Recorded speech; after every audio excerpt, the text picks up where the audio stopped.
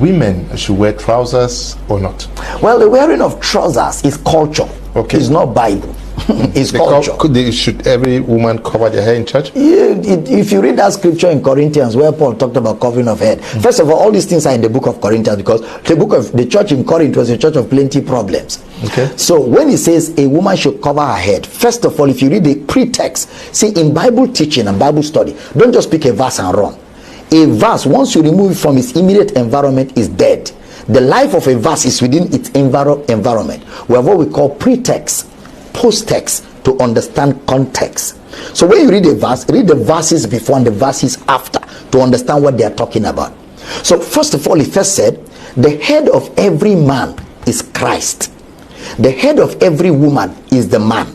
The head of Christ is God. He's dealing with headship. So the head of Christ, God.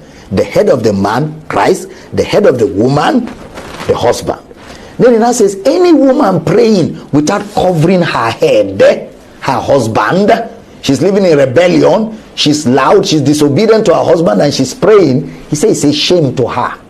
He says a woman should not prophesy in church when she has just fought with her husband, abuse him, because he's dealing with head, not hair. Covering of head, husband, not hair. Go and read it, you will see that's what he's talking about. And wearing of trousers is culture.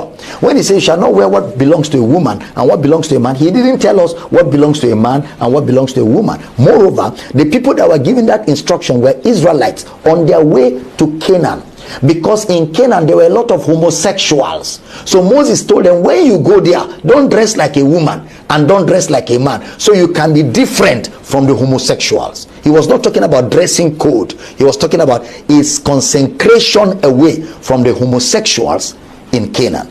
But if you want to talk about wearing trousers, what did Jesus wear when he was on earth?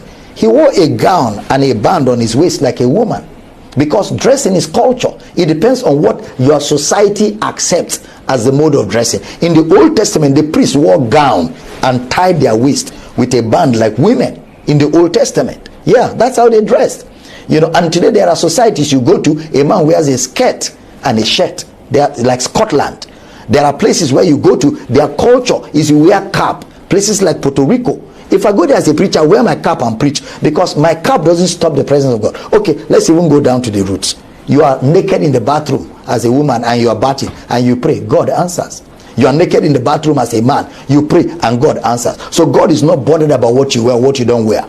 The reason why we dress is so that we can make each other comfortable. We cover our nakedness. So dressing has to be with an intent to cover your nakedness. Whether you wear or you don't wear, it doesn't stop God from answering your prayer, and it doesn't make God uncomfortable, and it's not a sin whether you wear something or not. However, as a decent child of God, you dress to cover your nakedness and appear honorable, so you can get respect in the society where you live. I hope that helps. Okay.